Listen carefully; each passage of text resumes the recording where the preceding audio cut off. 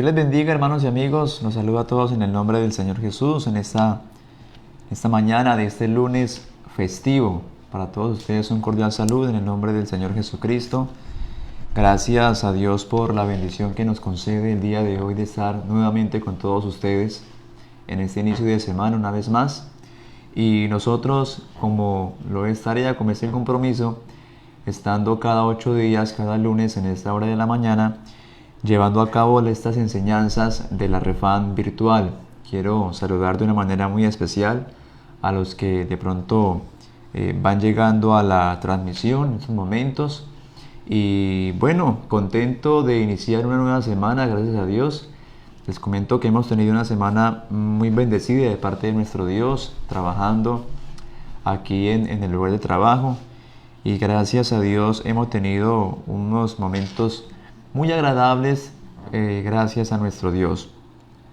Saludar también en estos momentos a mi esposa, también que está ella detrás de la transmisión, que se hace aquí por medio de esta página, de este perfil.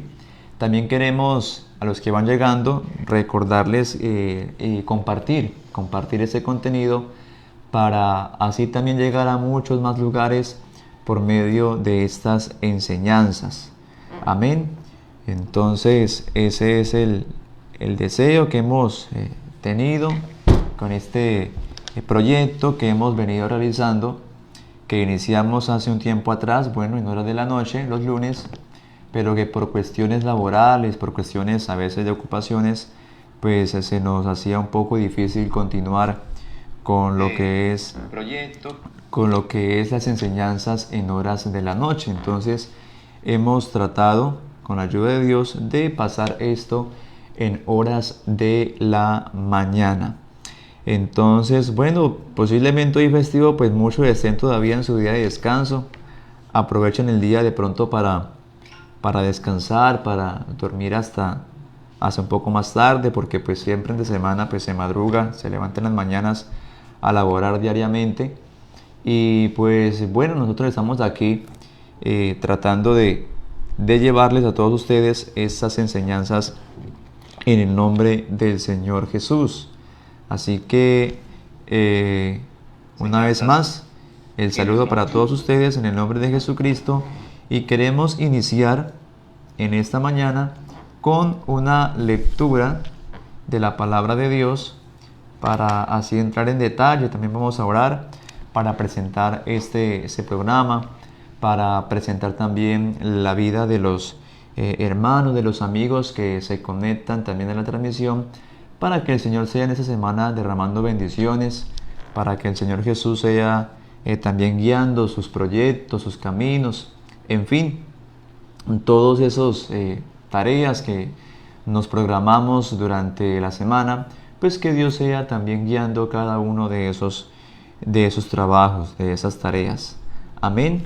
Entonces, quiero leer una porción de la palabra del Señor, y está en el Salmo 119, y quiero leer los primeros 4 versículos que están aquí a la mano, y dicen: Bienaventurados los perfectos de camino, los que andan en la ley de Jehová. Bienaventurados los que guardan sus testimonios y con todo el corazón le buscan, pues no hacen iniquidad los que andan en sus caminos. Tú encargaste que sean muy guardados tus mandamientos. Ojalá fuesen ordenados mis caminos para guardar tus estatutos. Entonces no sería yo avergonzado.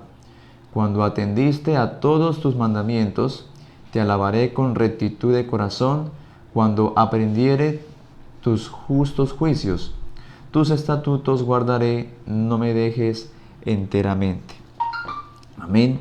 Entonces estamos mirando este Salmo 119, que es precisamente un salmo que habla de la excelencia de la palabra de Dios. Un salmo muy hermoso, además que es el salmo más largo que contiene la palabra del Señor. Nos da también una exhortación a guardar la palabra de Dios, ¿sí? Porque cuando uno medita en la palabra del Señor, pues los caminos son guiados, los caminos son enderezados, cualquiera de nuestras decisiones, cualquier rumbo que nosotros tomemos, cuando lo llevamos con la palabra de Dios, con la guía de la palabra de Dios, seguramente tendremos buenas decisiones, seguramente tendremos mejores resultados cuando ponemos la palabra de Dios como primero en nuestros caminos. Amén. Quiero orar en esta mañana para darle gracias a Dios por este nuevo día, para presentar también este programa y para presentar cada uno de los amigos, de los hermanos que llegarán a esta transmisión que estamos haciendo en este momento.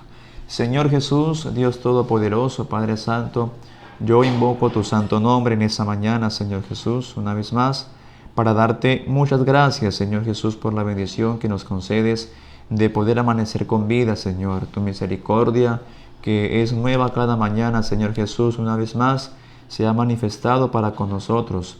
Gracias, Señor Jesús, por permitirnos realizar ese programa, este proyecto, Señor Jesús, que busca la enseñanza de tu palabra, Señor, que busca guiar a muchos en el camino de tu verdad, Señor Jesús. Yo presento a cada uno de los amigos, a cada uno de los hermanos también que llegarán a esta transmisión, Señor Jesús, para que seas tú bendiciéndolos en el inicio de esta semana, en este día, hoy día festivo.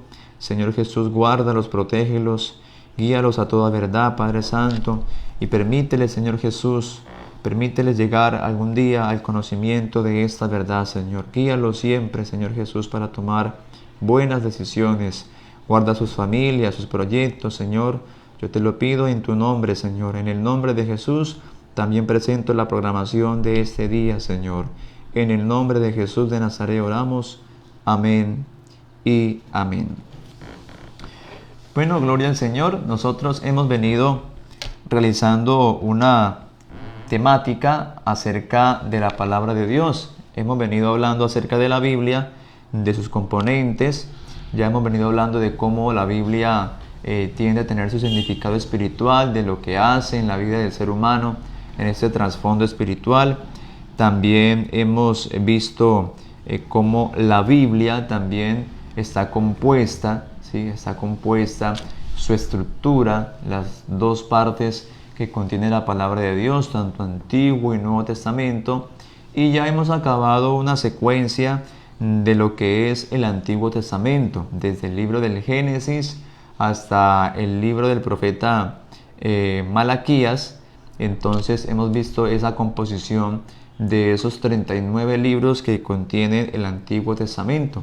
Así que todo eso, ¿para qué? Para que el lector de la Biblia, el lector de la palabra de Dios, pueda llevar una guía cuando se siente a meditar, cuando se siente a estudiar la palabra de Dios, pues ya pueda encontrar una guía de cómo estudiarla, ¿sí? De qué es lo que se va a encontrar dentro del Antiguo Testamento, de todos estos libros, de qué es lo que se va a encontrar en cada uno de ellos, qué contiene, qué panorama, el contexto histórico, el contexto cultural.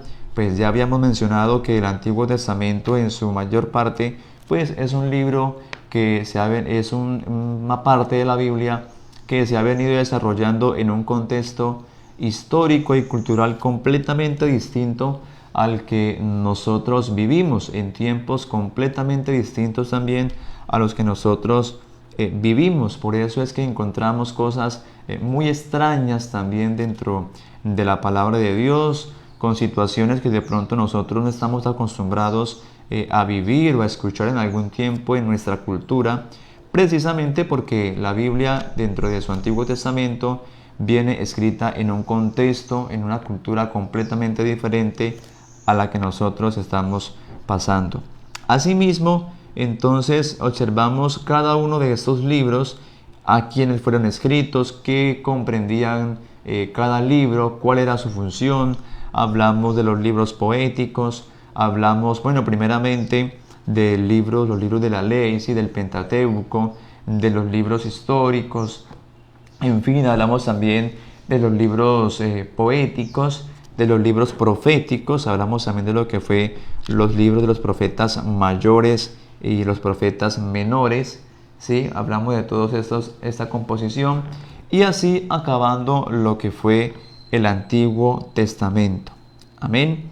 Entonces, ahora hemos en este día iniciado con la otra parte, con la otra composición que tiene la palabra de Dios, como lo es el Nuevo Testamento, ¿sí? Recordamos que en la Biblia cristiana, pues la versión que nosotros manejamos comúnmente está compuesta por 66 libros. Y habíamos hablado que el Antiguo Testamento compuesto por 39 y este Nuevo Testamento que ya está compuesto por 27 libros que empiezan desde los Evangelios, desde el Evangelio según San Mateo hasta el libro del Apocalipsis o Revelaciones. Ahí termina esa secuencia de lo que es el Nuevo Testamento, en donde encontraremos, bueno, ya un panorama distinto, un panorama completamente diferente, con cosas nuevas, ¿sí?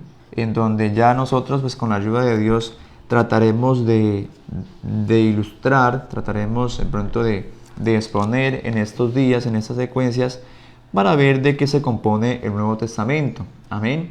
Entonces, hay que primero tener en cuenta que el Nuevo Testamento es esta fracción de la Biblia cristiana, ¿sí? Recordemos que la Biblia judía o la Biblia hebrea, en fin, los que manejan estos señores judíos, pues no comprenden o no tienen dentro de su composición el Nuevo Testamento, es decir, no lo aceptan, puesto que este Nuevo Testamento ellos lo toman como no inspirado por Dios, ¿sí? Pero hay que resaltar aquí que esto ya es un capítulo muy aparte de lo que es el cristianismo, ¿sí? Puesto que Dios, dentro de sus profecías, dentro de su soberanía, pues trató un tiempo con el pueblo de Israel, con diferentes hechos, con diferentes acontecimientos, cuando vino y se manifestó en carne aquí en la tierra al pueblo de ellos, y ellos pues no le aceptaron, pues precisamente por ese juicio, un juicio que el Señor dictó sobre ellos, pues dice la palabra de Dios que en esos momentos ellos se encuentran bajo juicio por no aceptar, por no recibir a su rey en ese momento. Amén. Así que, ese Nuevo Testamento, dentro del panorama cristiano, compone lo que es el nacimiento, compone lo que es también el ministerio, la muerte y resurrección del Señor Jesús. Eso es lo que vamos a encontrar dentro del inicio de este Nuevo Testamento, que también está dividido en diferentes partes, como lo son los evangelios, ¿sí? Los evangelios que, bueno, estamos acostumbrados a decir 4 evangelios, pues dentro de la composición como tal que está en los libros, pero hay que resaltar aquí que nosotros hablamos solamente de un solo evangelio.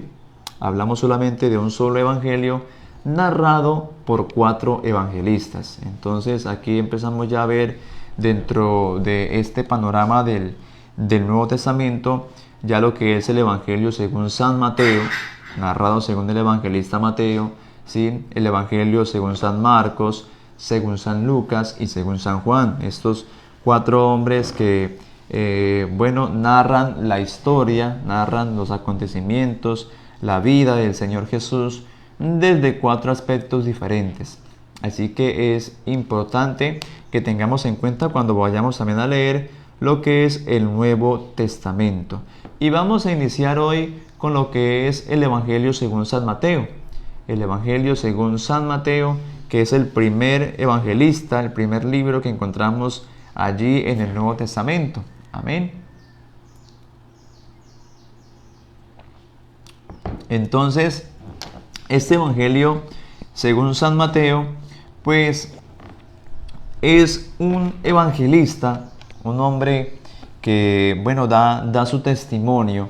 Estos libros fueron escritos tiempo después de la muerte del Señor Jesús, y es donde ya estos evangelistas pues relatan sus escritos para así dar a conocer al Señor Jesús a otras generaciones que se iban levantando, ¿sí? A otras generaciones que se iban levantando. Los evangelios tienen también un panorama muy interesante, y es que cada evangelista, si hablamos de Mateo, si hablamos de Marcos, Lucas y Juan, ellos escriben sus obras, sus escritos, lo escriben a unas personas completamente distintas, una cultura completamente distinta la una de la otra, un panorama completamente distinto. El Evangelio según San Mateo es considerado que es el Evangelio que describe a Jesucristo, lo describe en un panorama como el Rey prometido en las Escrituras, como el Rey prometido en el Antiguo Testamento. En el Antiguo Testamento se venía hablando de Jesucristo, más de 300 profecías se hablaban acerca de la venida de Jesucristo al mundo, y el Evangelio según San Mateo plasma cuando Jesucristo viene aquí a la tierra y hace sus hechos, hace sus milagros, hace todos esos prodigios. El Evangelio según San Mateo lo plasma y empieza a tomar algunas de esas profecías, algunas de esas tantas profecías, para darlas a conocer de que Jesucristo era el cumplimiento de esas profecías.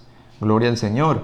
Entonces vemos que Mateo empieza con la genealogía de Jesucristo, ¿sí?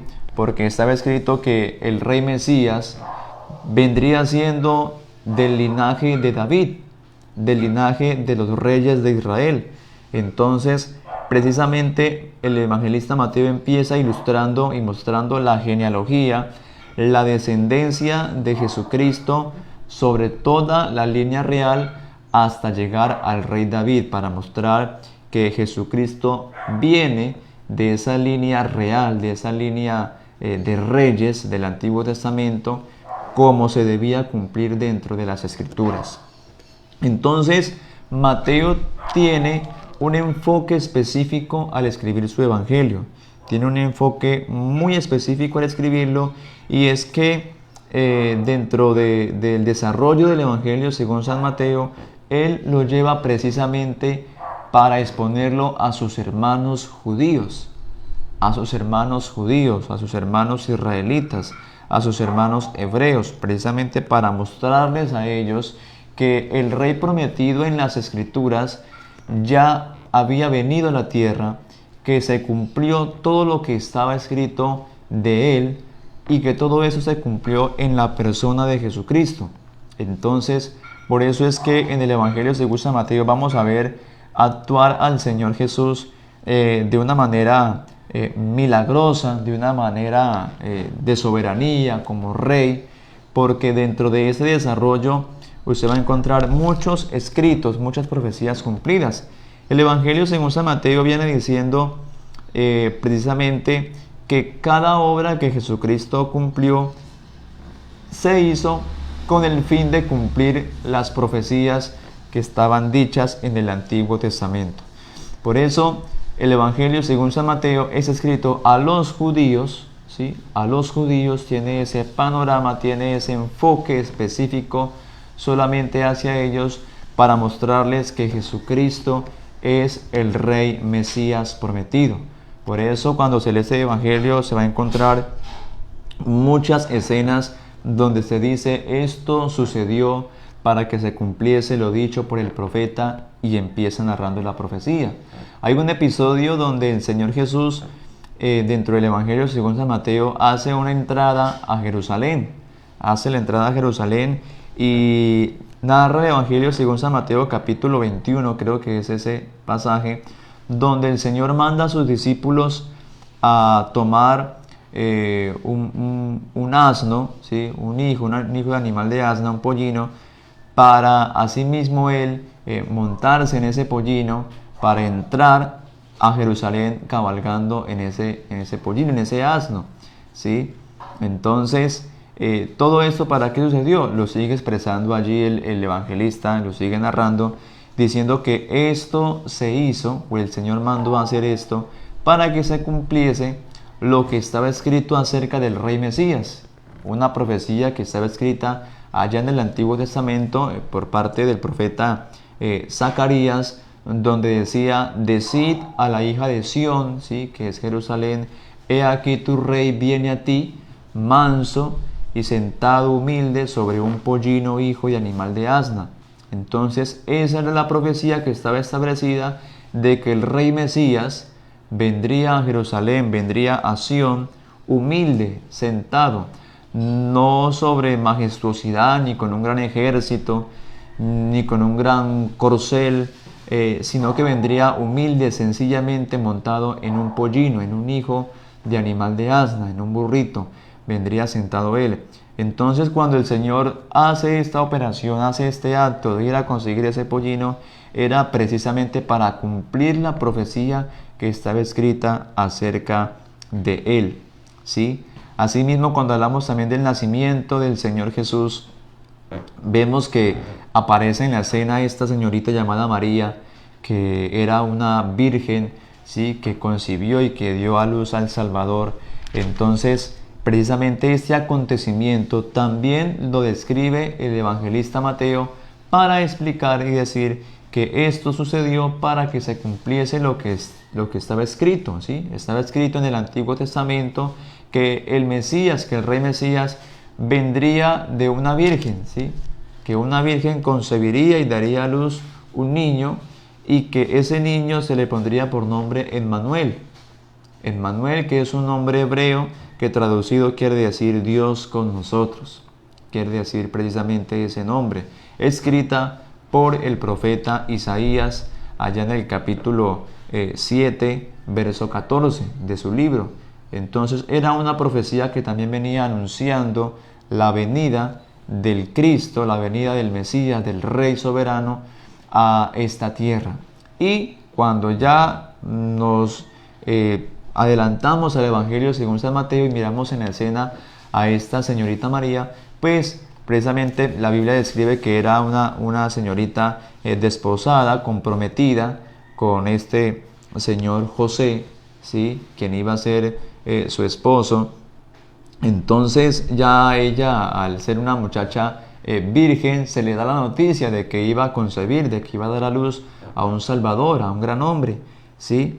Y pues ella al contar esta noticia a su prometido, pues él claramente, pues como es normal, pues duda de esa afirmación que está dando María en esos momentos, porque pues al son de hoy, si alguien nos dijera algo así, pues también es difícil de creer, de que una señorita virgen resulte en embarazo sin haber tenido una relación íntima, ¿sí?, sin haber tenido una unión marital. Entonces era algo también muy difícil para creer ante José. Entonces por eso dice la Biblia que como él era justo, pues decidió más bien no infamarla, no divulgarla, porque según la ley de Moisés, según la ley mosaica, pues era dada para que ella fuera apedreada por esta acción, ¿sí?, por una acción de fornicación. Entonces, por eso José, como la amaba mucho, entonces decidió más bien dejarla en silencio y no divulgarla ante la ley para que no fuera ejecutada.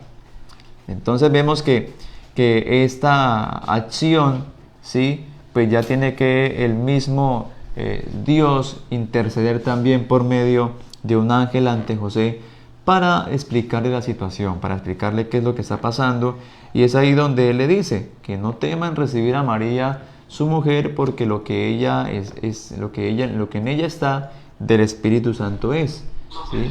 Entonces dice que ya llamará a su nombre Jesús, porque él salvará al pueblo de sus pecados. Y sigue diciendo el evangelista: esto también sucedió para que se cumpliese lo dicho por el profeta, y expresa la profecía que está escrita en el libro de Isaías acerca del nacimiento del Señor.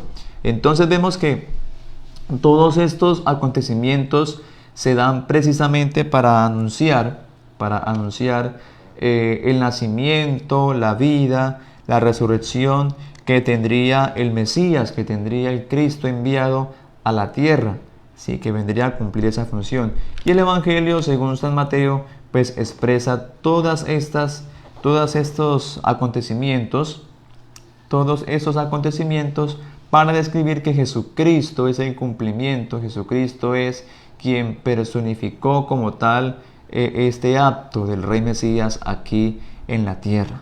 Por eso, dentro del desarrollo del Evangelio según San Mateo, vamos a encontrar muchas profecías que hablan de cualquier acto que hizo el Señor Jesús. Siempre se va a encontrar ahí un estribillo, una parte más abajo, donde el evangelista va a decir: esto se cumplió, ¿sí? Esto se hizo para que se cumpliese lo que estaba escrito en la Escritura, en la palabra de Dios o por medio del profeta. Entonces vamos a ver mucho cumplimiento de la palabra de Dios dentro del desarrollo del Evangelio según San Mateo, que tiene su enfoque principal, que es mostrar a Jesucristo como el Rey, mostrarlo a Él como el Rey, como el único Rey, el soberano, el Rey que vendría a cumplir una misión específica, que era libertar como tal, venir a proclamar su reino, en fin, esta y muchas otras cosas más que el Señor vendría a realizar ya en esa función de Rey. Amén. Entonces, básicamente, eso es lo que encontramos en el Evangelio según San Mateo, ese cumplimiento de profecías hablando de Jesucristo como Rey. Ya enseguida pasamos a lo que es el Evangelio según San Marcos, ¿sí? El Evangelio según San Marcos, que ya es otro evangelista, ¿sí? Otro evangelista que también escribe en un tiempo distinto. Los evangelios no fueron escritos todos a la misma vez, ¿sí? Tenía que haber pasado un periodo de tiempo, de unos años, cuando ya surgía otro evangelio. Entonces, este evangelio según San Marcos, pues ya es escrito a otra gente, a otro panorama de gente, a otra clase de gente. Ya no básicamente está enfocado en escribirle a los judíos, sino que este evangelio estaba básicamente escrito a la gente romana, a la gente que estaba en Roma. Ya luego de que se habían fundado iglesias, de que ya se estaba generando el cristianismo en estas partes de Roma, entonces ya Marcos escribe su evangelio para presentar a Jesucristo ya no como el Rey, sino como el siervo, ¿sí? Como el siervo del Señor. Entonces, dentro de este evangelio según San Marcos, que es el evangelio que tiene un contenido más corto, a diferencia de los demás, solamente contiene 16 capítulos, y dentro de estos 16 capítulos miramos que el evangelista Marcos presenta a Jesús como el siervo, como aquel sirviente, aquel que vino fue a servir, ¿sí? Aquel que vino fue a servir aquí y no a ser servido.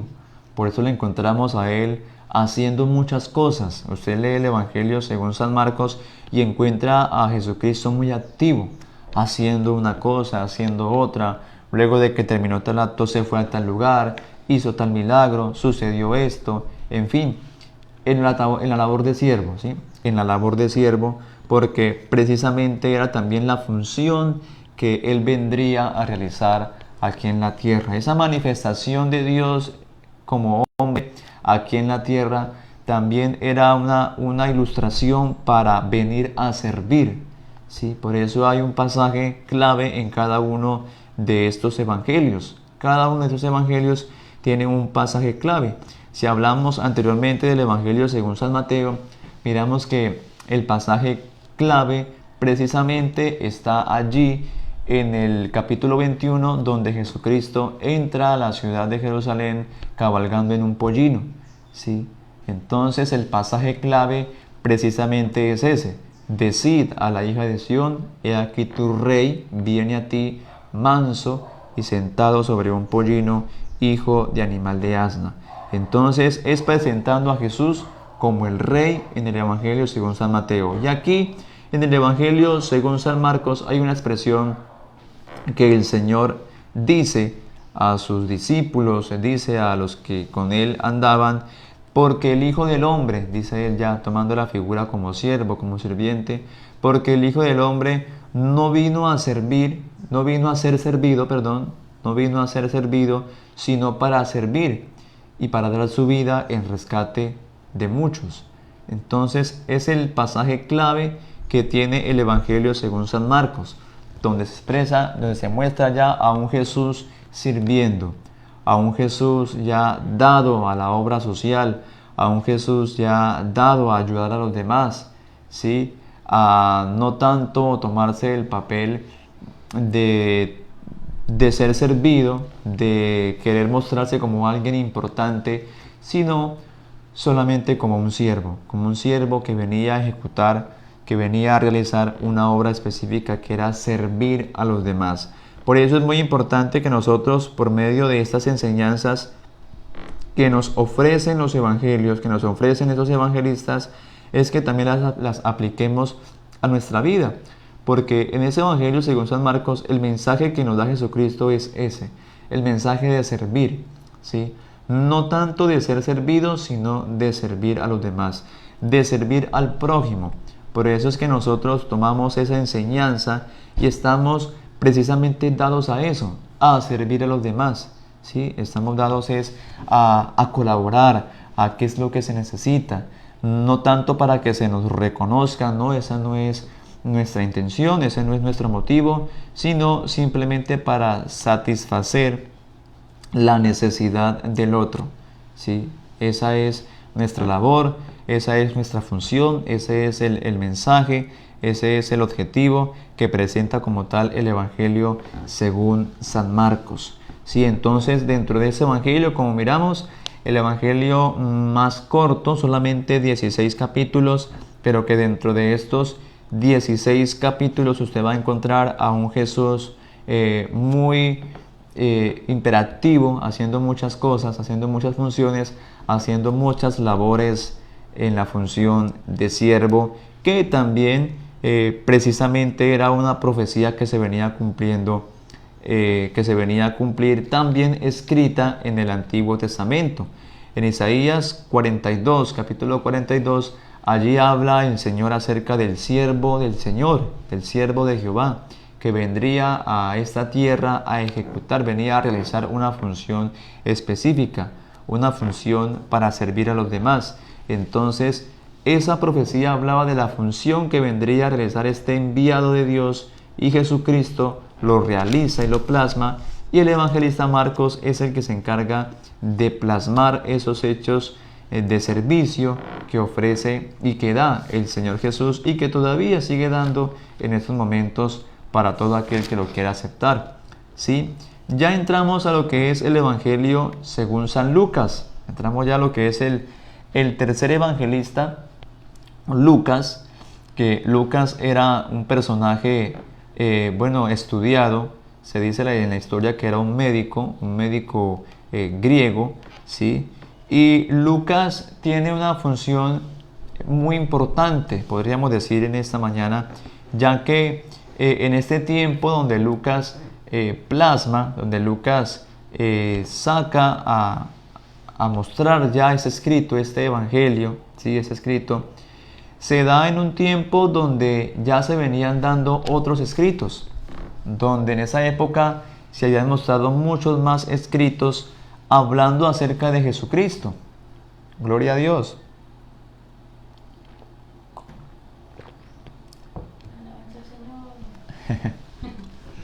Donde se viene hablando del Señor Jesús, ¿sí? Para esta época, en el año que ya Lucas saca su evangelio, entonces tiene también un panorama distinto, un enfoque distinto al evangelio de Mateo, al evangelio de Marcos, porque ellos hacen sus escritos a una gente específica, a una clase de gente específica. Y ya Lucas como tal se enfatiza es también en enviar su escrito, su evangelio, a una cultura distinta, y esta vez es a los griegos, ¿sí? A los griegos. El evangelista Lucas precisamente hace este evangelio para enviárselo a un gobernador griego, a un hombre llamado Teófilo. ¿Sí? A un hombre, Teófilo era un gobernador griego que estaba muy interesado en conocer y en saber acerca de Jesús. Entonces Lucas se da a esa tarea a escribirle a su paisano, ¿sí? A escribirle a su paisano acerca de Jesucristo. Teófilo de pronto ya había escuchado acerca de la vida de Jesucristo por otras personas. Es por eso en ese tiempo donde ya habían surgido diferentes clases de evangelios. con nombres de personas reconocidas, ¿sí? Lo que llamamos ahora los evangelios apócrifos, ¿sí? Es llamado los evangelios apócrifos, donde estos personajes que sacaban esos escritos, pues de pronto lo hacían con la intención de tener algún tipo de reconocimiento, de tener de pronto algún tipo de remuneración, no sé qué es lo que se estaría dando en esa época, pero entonces lo importante aquí es que esos escritos se habían transgiversado al mensaje original que se venía dando por parte de Jesucristo. Entonces, hay escritos donde se nombran como evangelios. Entonces aparecen los escritos como el Evangelio según Tomás, como el Evangelio según María Magdalena, como el Evangelio de Pedro, como el mismo Evangelio del Señor Jesús, como las cartas, las cartas de otros evangelistas, como el Evangelio de Judas, en fin, de personajes importantes que tuvieron algún tipo de relación con el Señor cuando estuvo aquí en la tierra, y luego de que el Señor muere, entonces al ver el auge que había, porque era una noticia que estaba muy fresca todavía, la muerte de este hombre llamado Jesucristo, entonces las generaciones que se iban levantando pues escuchaban acerca de un Jesús que había predicado, de un Jesús que había sido crucificado, de un Jesús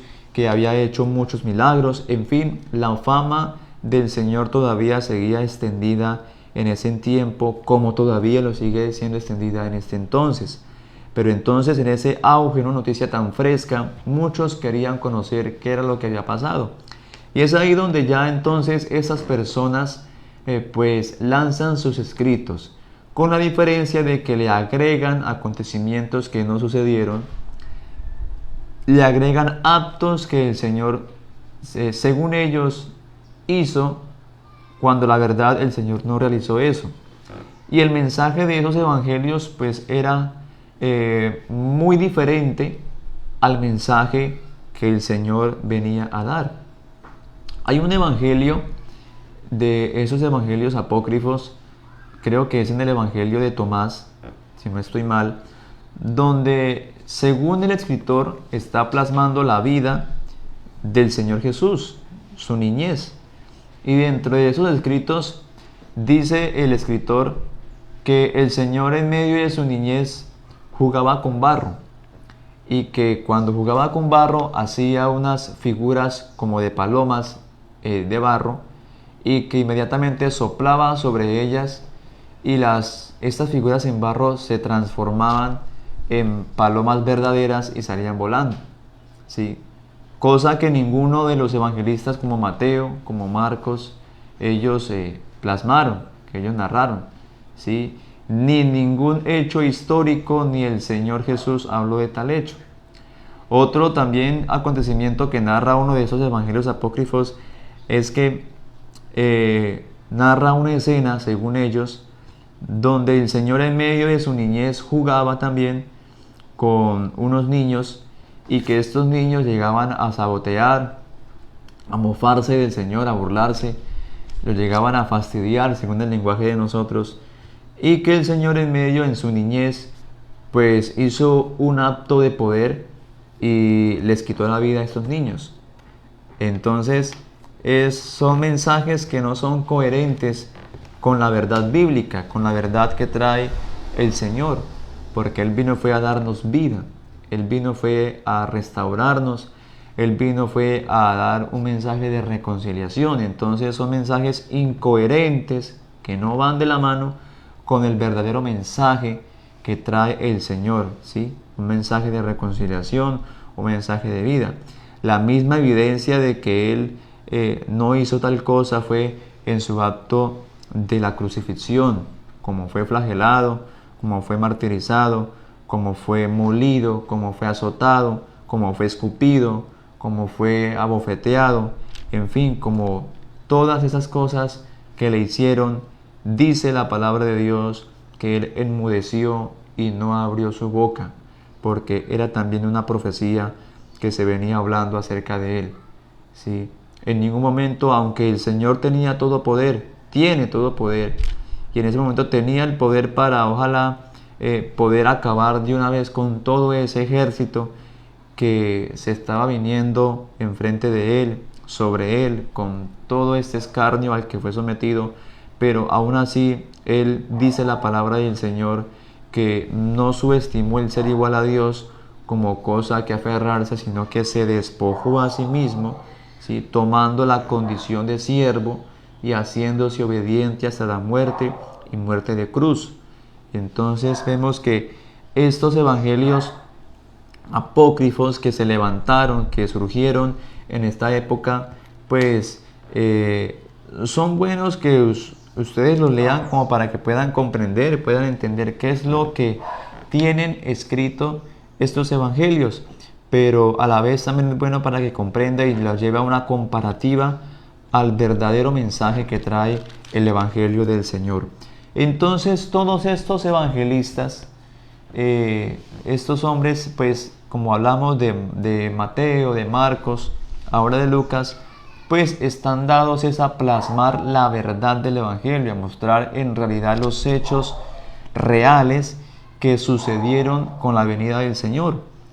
Y cuando hablamos ya de Lucas, que escribe su evangelio a los griegos, entonces lo escribe a este hombre llamado Teófilo. Teófilo, pues ya como veníamos mencionando, ya había venido siendo anunciado acerca de este Jesús. Por eso es que el evangelio de Lucas se ve muy interesado en mostrarle en verdad las cosas como sucedieron en realidad a su paisano Teófilo, ¿sí? A este paisano griego. Entonces el evangelio de Lucas empieza diciendo de esta manera. En el capítulo 1, verso 1, dice: dedicatoria a Teófilo. Dice: puesto que ya muchos han tratado de poner en orden la historia de las cosas que entre nosotros han sido ciertísimas, tal como nos lo enseñaron los que desde el principio lo vieron con sus ojos y fueron ministros de la palabra, me ha parecido también a mí, después de haber investigado con diligencia todas las cosas desde su origen, escribírtelas por orden, oh excelentísimo Teófilo, para que conozcas bien la verdad de las cosas en las cuales has sido instruido.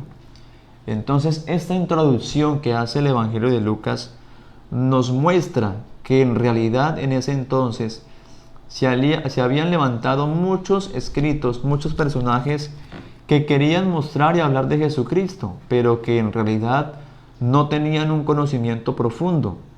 De pronto se habían levantado ya en una época donde el Señor ya había fallecido, ya había resucitado, y no se dieron a la tarea de investigar como tal en realidad qué había pasado.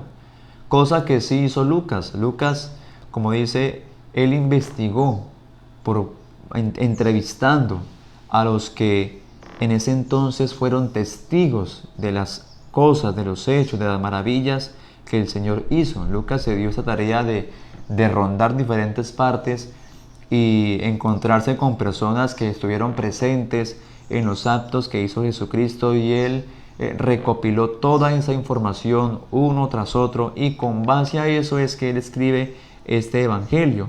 Y desde luego él ya venía estudiando los otros escritos de estos otros personajes que hablaban de Jesucristo con cosas incoherentes.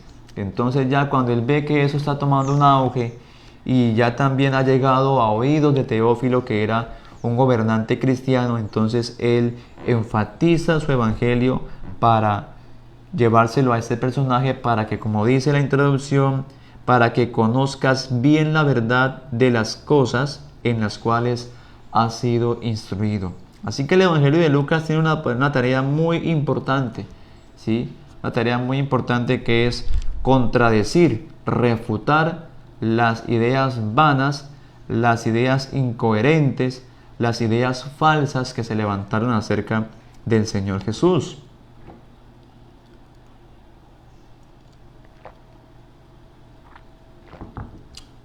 Y dentro de el desarrollo del contenido que trae el Evangelio según San Lucas, es que Lucas quiere presentar al Señor Jesús como el varón perfecto, como el hombre perfecto. Lucas es el único evangelista que enfatiza acerca de el nacimiento y del desarrollo del Señor Jesús en su niñez. Ninguno de los otros evangelistas como Mateo, como Marcos, hacen esta referencia. En cambio, Lucas sí traza parte de lo que pasó en la vida, en la niñez del Señor Jesús.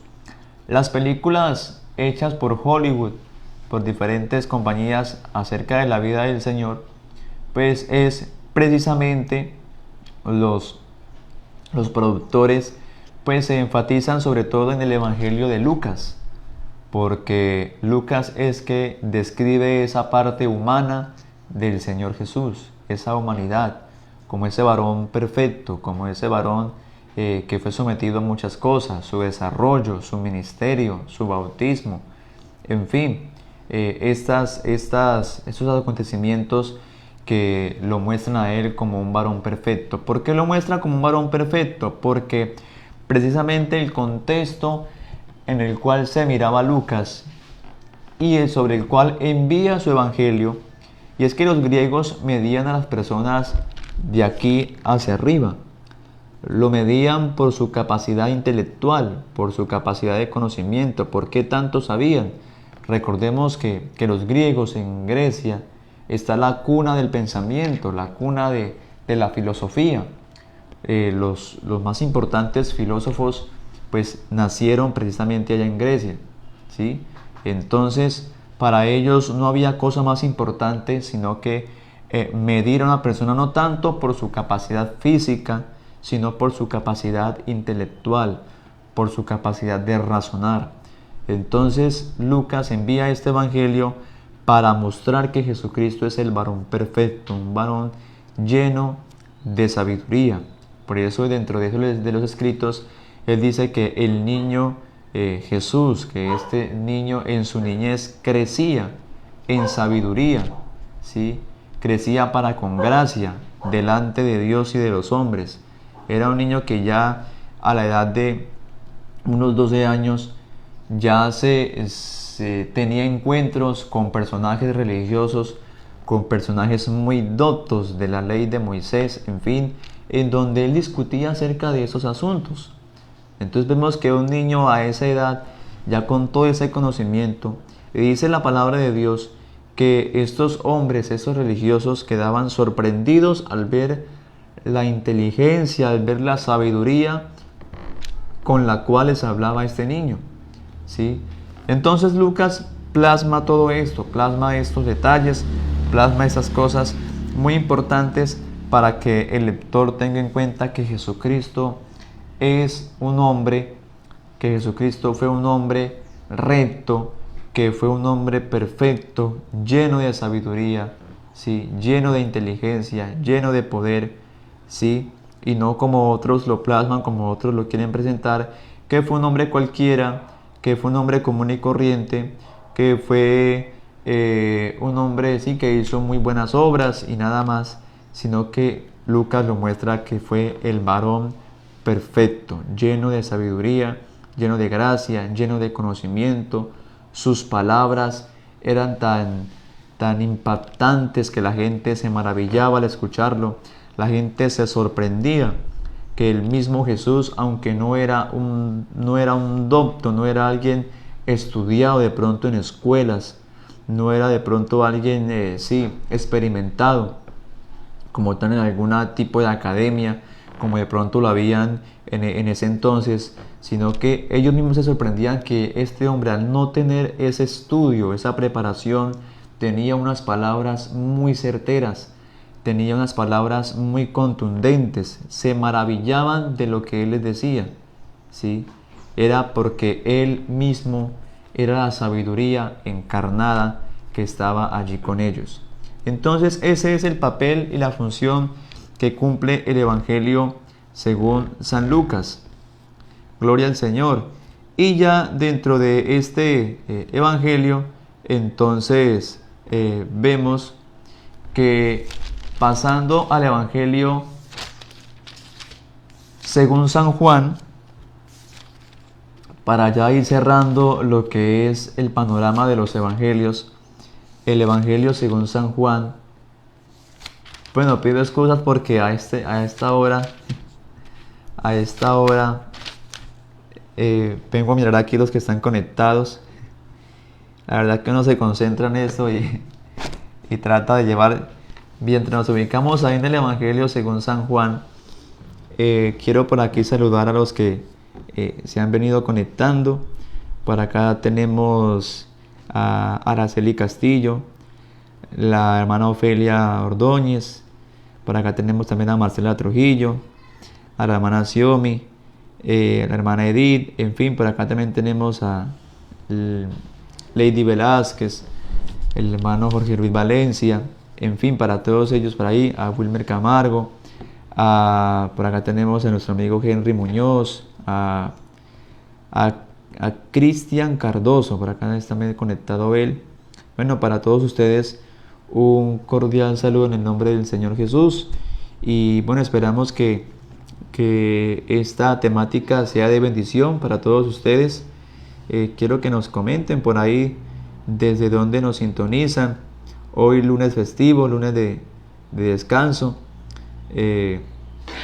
para así saludarlos, cómo les ha parecido la temática, qué temas quisieran que se trataran, si tienen de pronto alguna pregunta, alguna cuestión, si podemos responderla aquí, pues le daremos respuesta, si no, pues traeremos la respuesta en la otra emisión, ¿sí? Pero la idea es responder de pronto inquietudes que se generan acerca de estas enseñanzas, ¿sí?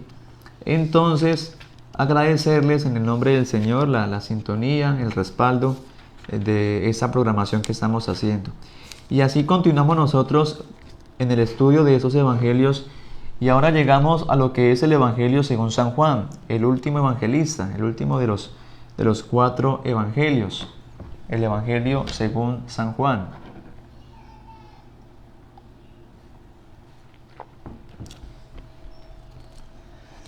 Y este evangelio según San Juan, pues como decimos, es el último de los evangelios, ¿sí? El evangelista Juan, pues fue precisamente ese joven que estuvo con el Señor, que estuvo dentro de su ministerio, ese joven que dice la Biblia que se recostaba en su pecho, que se recostaba en el pecho del Señor, ese joven que tuvo la bendición de ver al Señor transfigurado, ese joven que tuvo el privilegio de ver unos milagros específicos, unos milagros personalizados, podríamos decirlo así, porque hubieron milagros donde el Señor no estuvo presente con todos sus discípulos, sino que solamente llamó a 3 para que estuvieran presentes allí, a los familiares y a los 3. Y dentro de esos 3 estaba también este muchacho llamado Juan, o Juan el Amado, que hay que también mencionar que fue el último de los apóstoles en fallecer, y además fue el único apóstol, según la historia, que no murió mártir, no murió ejecutado.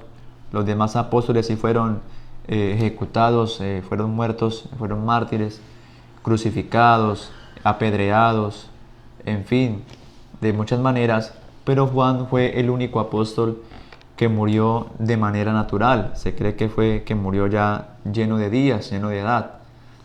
El mismo autor del libro del Apocalipsis.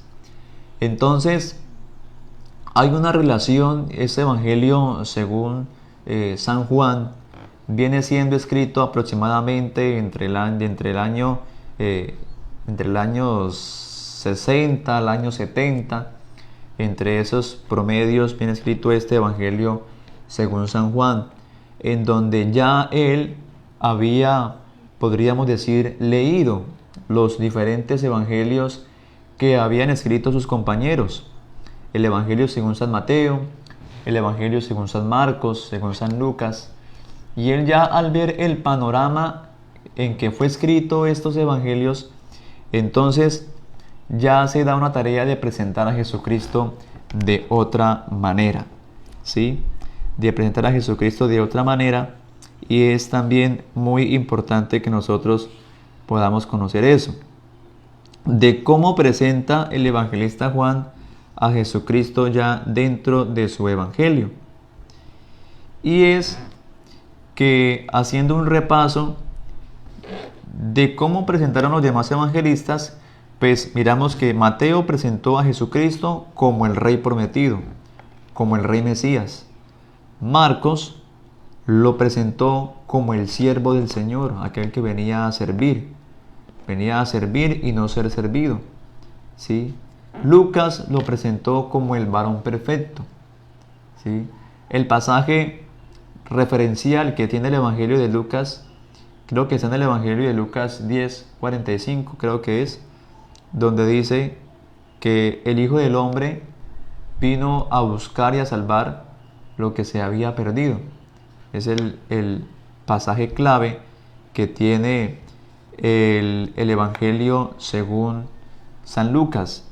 Y ya nosotros, cuando entramos al Evangelio según San Juan, y como decimos, ya Juan viene mirando todo lo que han escrito sus compañeros, entonces ya en ese tiempo, estaba formada una iglesia, la iglesia del Señor, en diferentes partes. Estaba formada, estaba plasmada, y Juan envía su evangelio a la iglesia para que la iglesia conociera quién es Jesús, quién es Jesucristo.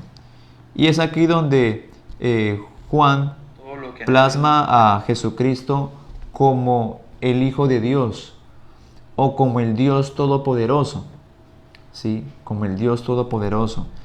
El Evangelio según San Juan, pues, bueno, tiene un papel muy importante, porque es el Evangelio donde también se plasman unos hechos específicos que tampoco se plasmaron en los demás evangelios. El Evangelio de Juan es interesante porque presenta a Jesucristo como Dios, como el único Dios, como el Verbo hecho carne, como la manifestación del único Dios creador de todas las cosas, quien sustenta todas las cosas por la palabra de su poder, lo presenta manifestado en carne. Por eso Juan, para empezar su evangelio, se remonta precisamente al Génesis. Allá en el libro de Génesis se presenta como tal el evangelista Juan, porque empieza diciendo: en el principio era el Verbo, y el Verbo era con Dios, y el Verbo era Dios. Dice, este era en el principio con Dios, y todas las cosas por Él fueron hechas, y sin Él nada de lo que ha sido hecho fue hecho. Dice, en Él estaba la vida, y la vida era la luz de los hombres. Entonces empieza haciendo esta introducción el evangelista Juan, para mostrar a Jesucristo como el Verbo hecho carne, como el Dios Todopoderoso. Porque allá en el Génesis miramos que el mismo Verbo, la misma palabra, se paseaba sobre la faz de las aguas, y por medio de esa palabra fue la que creó todas las cosas. Sea la luz, y la luz fue hecha. ¿Sí? Haya diferente clase de hierba, de especies, de vegetales, en fin, y se hizo. Por eso, como dice la palabra de Dios, que todas las cosas fueron hechas por la palabra de su poder, ¿sí? Y sigue diciendo el apóstol Juan, ya en el verso 14 del capítulo 1, y aquel Verbo fue hecho carne, ¿sí? Aquel Verbo fue hecho carne y habitó entre nosotros.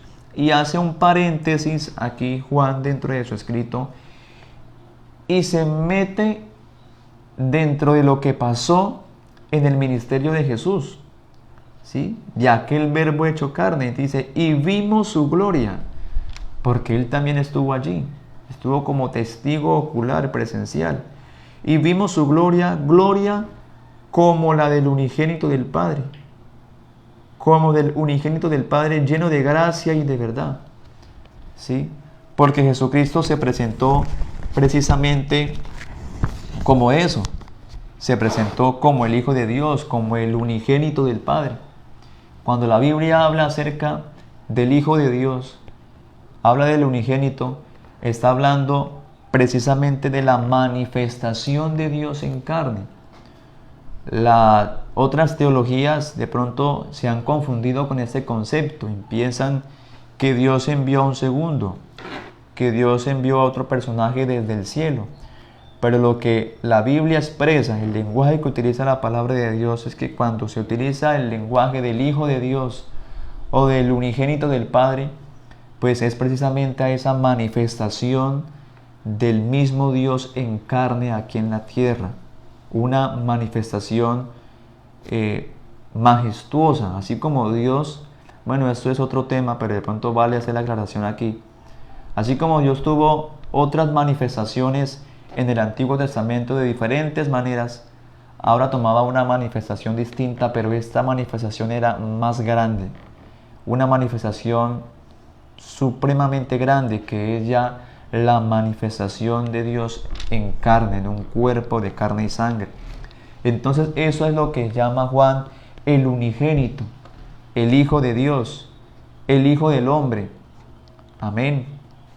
Entonces Juan empieza a mostrar así de que ese personaje del Génesis, ese que empezó creando todas las cosas por medio de su palabra, pues es el mismo que estaba allí con ellos. Dice, y vimos su gloria. Y algo importante del Evangelio según San Juan es que Juan, para sustentar esta posición, muestra los milagros creativos de Jesús. Los milagros creativos, cosa que de pronto no plasmaron sus compañeros evangelistas en sus escritos. Por eso Juan empieza plasmando diferentes hechos. Allí en el Evangelio de Juan es donde nosotros encontramos el primer milagro creativo, que fue la conversión del agua en vino. Ese milagro solamente lo expresa y lo narra el Evangelio de Juan. Ni Mateo, ni Marcos, ni Lucas narran ese acontecimiento. Solamente Juan lo plasma. Y es que habían unas bodas en Caná de Galilea y el Señor fue invitado junto con su familia y sus discípulos. Y estando allá, entonces se genera, según la tradición, como es la fiesta, y el vino se acaba y solamente se encontraban, eran unas tinajas llenas de agua. Y entonces van con la noticia al maestro, a Jesús, acerca de lo que había pasado. Y el Señor manda a llenar esas tinajas de agua, ¿sí? Y hace el primer milagro creativo y transforma. Ya cuando el maestresala, el que estaba dirigiendo la ceremonia, prueba de ese vino, pues prueba un vino completamente distinto al que había probado anteriormente. Y por eso le expresa a los participantes de la boda, dice, todo buen hombre deja el mejor vino, de último, de primero. Deja el mejor vino de primero y ya el que no es tan mejor lo deja de último. Dice, pero usted ha hecho el contrario. Usted ha dejado ese el mejor vino de último. ¿Sí? Entonces, porque probó un vino completamente distinto, un vino más delicioso. Y ese primer milagro creativo, dice la Biblia, que empezó a realizar el Señor Jesús. Y eso como tal también trae un trasfondo, un mensaje que también se le quiere dar a alguien en el día de hoy. Es que el Señor no transformó el agua en vino como dicen de pronto muchos para justificar su embriaguez. Algunos de pronto toman su licor, sus cosas y dicen, tomemos porque es que el Señor transformó el agua en vino. Y sustentan sus hechos con ese acto registrado en la palabra de Dios. Pero lo que la Biblia muestra allí no es para sustentar como tal la embriaguez del ser humano. Lo que la Biblia expresa ahí es que Jesucristo tiene el poder de transformar las cosas que no son en algo completamente distinto, en algo que es.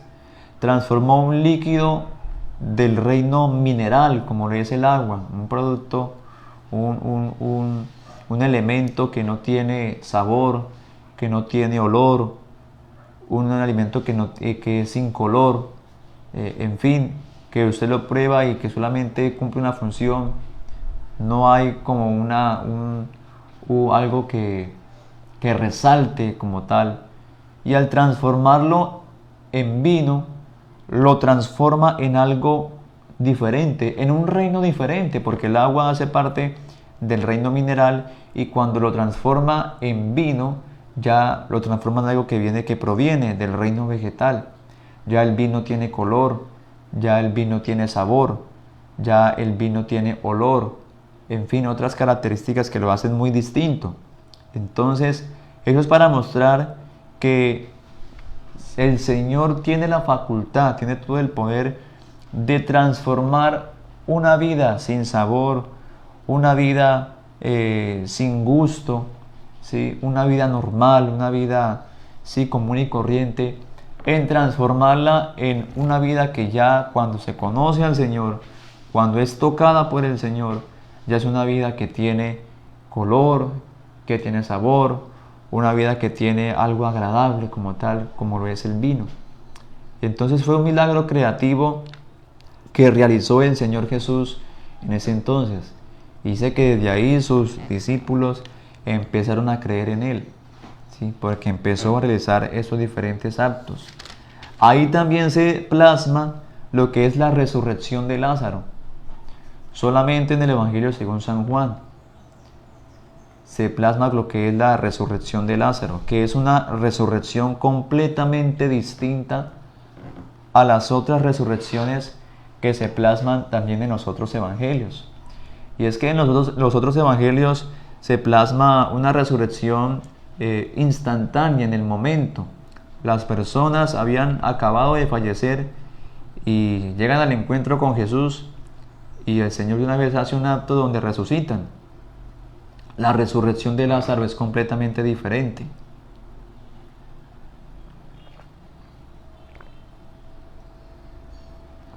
Es completamente distinta.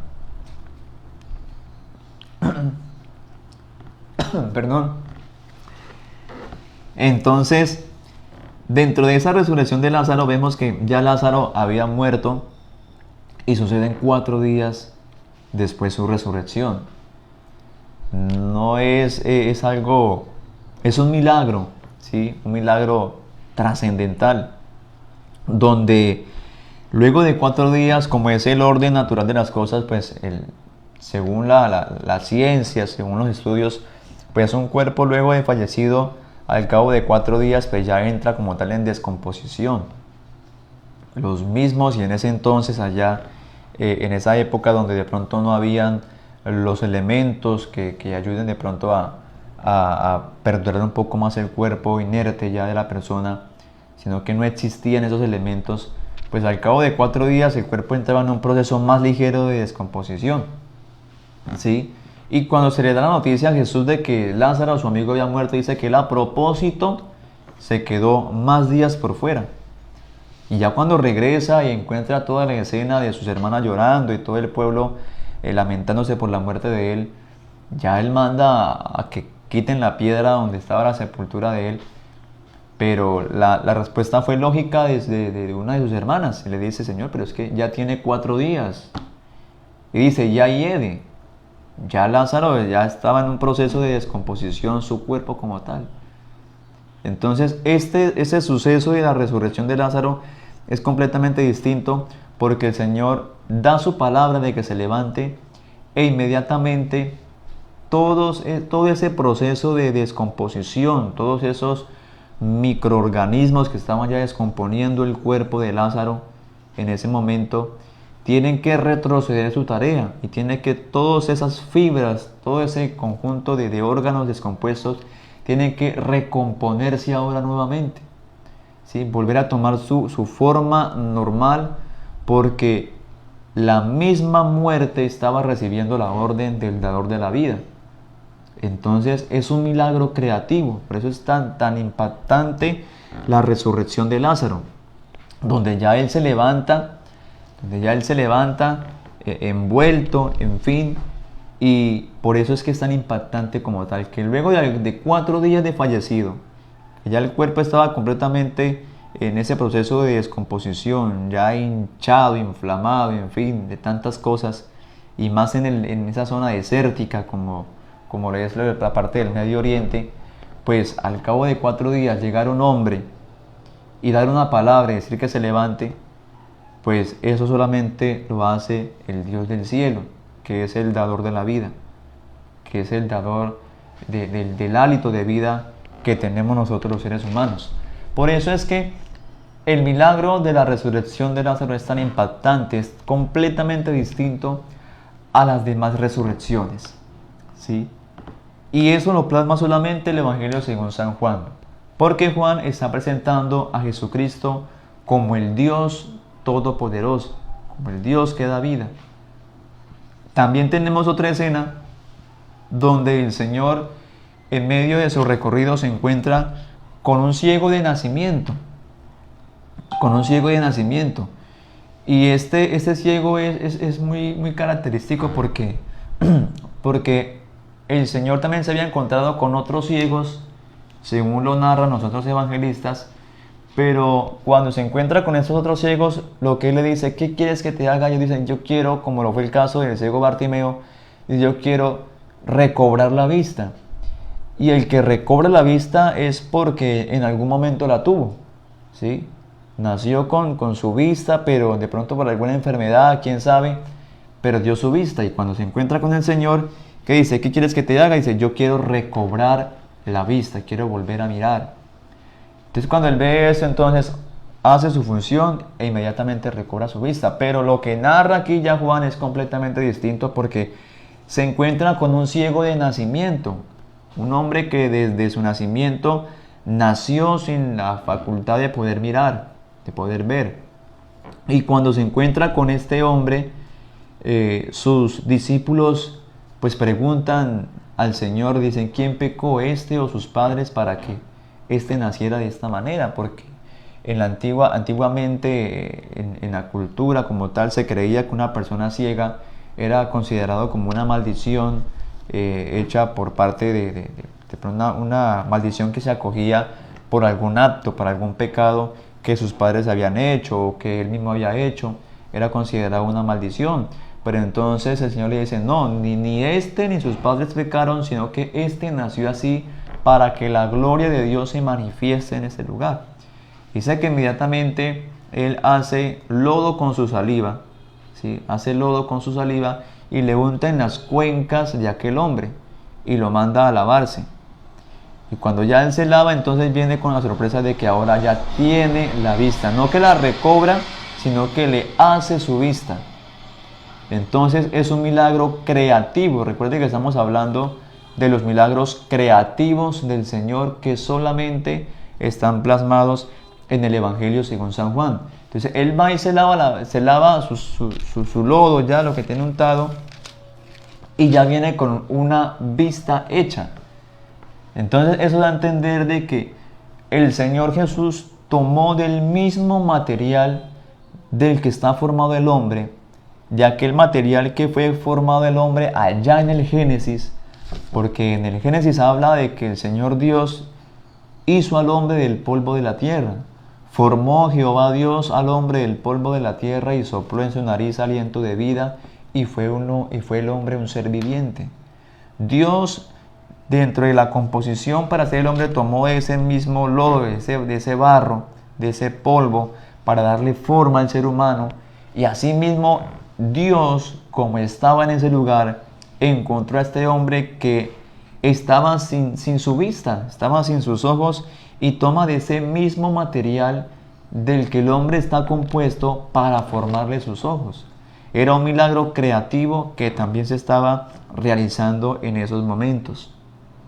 Gloria al Señor. Entonces vemos que el mismo Dios Todopoderoso, por eso dice Juan en su primer capítulo, empezando el Evangelio: y vimos su gloria, porque era la gloria de Dios también manifestándose en ese acto, en ese lugar, por medio de esta creación de esta vista que le hacía a este hombre. Por eso Juan entonces narra este Evangelio, para mostrar de que Jesucristo, de que Jesús es el Dios todopoderoso, el Dios que todo lo puede, el Dios creador de todas las cosas, el Dios que hace los milagros, el Dios que lo puede todo, el omnipotente, el omnisciente. Aquí también se plasman esos hechos donde el Señor Jesús a la vez estaba en un lugar y su soberanía, en su atributo como omnipresencia, también estaba en otro sitio. Ahí se plasma cuando él tiene también un encuentro con un muchacho, con un judío también llamado Nicodemo, ¿sí? Cuando uno de sus discípulos, cuando uno de sus discípulos va y encuentra a este joven llamado Natanael y le dice: Natanael, hemos encontrado al Cristo, aquel de quien escribió Moisés y los profetas. Y Natanael le dice: pero de Nazaret puede salir algo bueno. Y dice Felipe: venga para que lo conozcas, venga para que lo veas. Y cuando ya ellos salen de ese lugar y vienen al encuentro con Jesús, antes de que Natanael hablara con Jesús, Jesús le dice: he aquí un verdadero israelita en el cual no hay engaño. Y ya pues Natanael, sorprendido por eso, le dice: Rabí, maestro, ¿de dónde me conoces? Y el Señor le dice: antes que Felipe hablara contigo, cuando estabas debajo de la higuera te vi. Ante esa revelación de que el Señor lo estaba mirando allá en ese lugar, cuando él estaba sentado debajo de una higuera, lo estaba mirando, ¿sí? Antes de que Felipe fuera y hablara con él. Ante esa revelación él tuvo que reconocer y decir: Señor, tú eres el Cristo, tú eres el Mesías, tú eres el Dios de Israel, el que está aquí conmigo. Porque estaba siendo presencia, estaba siendo testigo de la omnipresencia de Dios. Así como Jesucristo estaba en un lugar, también estaba en otro lugar mirando a Natanael debajo de una higuera. Entonces eso también lo plasma el Evangelio según San Juan. Así que, mis estimados hermanos y amigos, básicamente este es el relato de los que trae como tal los evangelios. Si usted, los invito, claro, de una manera muy especial para que usted se anime a leer también de lo que es el Nuevo Testamento, esos evangelios donde podrá encontrar estos hechos. Por eso va a encontrar hechos muy parecidos, muy detallados que en cada evangelio, ¿sí? Los evangelistas están presentando a Jesús de una manera, de la manera en que ellos lo presenciaron. Por eso va a encontrar que en algunos evangelios se dan detalles de cosas, de algunas cosas más que otros. Cosas que evangelistas no escribieron, pero que en otro evangelista se está narrando. El ejemplo tal está como tal aquí en este evangelio según San Juan, donde el evangelista Juan describe los milagros creativos del Señor, cosa que no describieron los demás evangelistas compañeros de él, ¿sí? Entonces eso es básicamente lo que usted podrá encontrar dentro del estudio de los evangelios narrado por estos 4 evangelistas. Nosotros pues ya hemos llegado al final de esa transmisión. Esperamos haber sido de bendición para todos ustedes. Para mí también lo fueron en este día, en este arranque de semana. De nuevo incentivarlos al estudio de la palabra de Dios, al estudio de lo que es el Antiguo Testamento, del Nuevo Testamento, que ojalá podamos tener un orden de lectura para que podamos comprender lo que está escrito. Hoy más que nunca es el tiempo de buscar a Dios. Hoy más que nunca es el tiempo de interesarnos por Dios, por todos los hechos, por todas las cosas que están sucediendo. Yo creo que usted es testigo de ver cómo diariamente las noticias muestran hechos, muestran catástrofes, muestran cosas que a la gente le alarman, a la gente le causa temor todo lo que está pasando. Y es precisamente porque todo eso es el cumplimiento de lo que está escrito aquí en esta palabra. Qué bueno que usted se interese en conocer lo que está escrito aquí, qué es lo que dijo el Señor, qué es lo que va a suceder, y sobre todo que se interese por su salvación, porque ahora todavía es el tiempo, dice la palabra de Dios, el tiempo aceptable, el día de salvación es ahora, para que usted pueda acceder a esa gracia de Dios que perdona pecados, a esa gracia de Dios que transforma la vida del ser humano. ¿Sí? Estimado amigo, estimado joven, de pronto que me escucha en esta transmisión, es bueno que usted piense y dentro de sus proyectos de vida, dentro de su proyecto laboral, es bueno que usted también pueda ingresar ahí a Dios sobre todas las cosas. La Biblia dice, buscad primeramente el reino de Dios y su justicia. Buscad primeramente el reino de Dios y su justicia, que todo lo demás luego os será añadido. Así que bueno que usted se interese en conocer a Dios, se interese de quién es Jesús, se interese de que Jesús sea el que transforme esa vida que usted lleva. De pronto muchas veces ha tratado usted de buscarle solución a sus problemas, de buscar de pronto una alternativa, de salir de esa situación en la que se encuentra rodeado, en ese círculo vicioso que está allí, siempre en lo mismo, queriendo escapar y no lo puede encontrar, no puede. Pues déjeme decirle que por sus propias fuerzas no va a poder. Por sus propias fuerzas no va a poder. Entonces solamente se puede con el poder de Dios, que es el único autorizado para poder sacar al hombre de esa condición de pecado, de esa condición de maldad. Así que qué bueno que usted se interese también en conocer a Dios también por medio de la Escritura y también por medio de las experiencias personales. Dentro de 8 días, si es la voluntad del Señor, estaremos ya con el estudio de otros de los siguientes libros que nos muestra el Nuevo Testamento. Recordemos que son 27 libros y ya vamos a entrar a lo que son el libro histórico de los Hechos de los Apóstoles, y ya más adelante estaremos viendo lo que es el desarrollo de las cartas paulinas que también están escritas aquí. Así que no siendo más, que el Señor Jesús los bendiga. Esperamos que tengan una excelente semana en el nombre del Señor, bendecida para todos ustedes. Que el Señor los guarde, los colme de bendiciones. Y bueno, nuevamente la invitación para que busquemos al Señor ahora que puede ser hallado. Que el Señor los bendiga. Para mí fue un gusto. Quienes habló es su servidor, el hermano César Andrés Carvajal. Y nos veremos con la ayuda de Dios dentro de 8 días a la misma hora y en este mismo perfil. Dios les guarde. Hasta pronto.